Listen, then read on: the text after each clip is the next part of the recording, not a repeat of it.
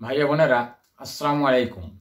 আমাদের যে কেতাবুল ফিতানের হাদিস সৃষ্টি চলছে, তো তারই আজকের আপনাদের জন্য বিশেষ গুরুত্বপূর্ণ দুটি হাদিস উপস্থাপন ইনশাআল্লাহ। আজকে যে দুটি হাদিস উপস্থাপন হবে সেটি হলো 58 ও 59 নম্বর হাদিস।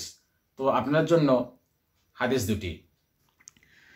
মোহাম্মদ ইবনু আব্দুর রহমান ইবনু আবি জিব রাহমাউল্লাহ তা বর্ণিত, তিনি বলেন, আমি আবদুল্লাহ ইবনু জুবায়ের রাজিউল্লাহ আনুকে বলতে শুনেছি, আমার রাষ্ট্র পরিচালনা সম্বন্ধে কাব যেসব মুসিবতের কথা বলেছেন, আমি আমার দায়িত্ব পালন করতে গিয়ে সব কিছুর সম্মুখীন হয়েছি।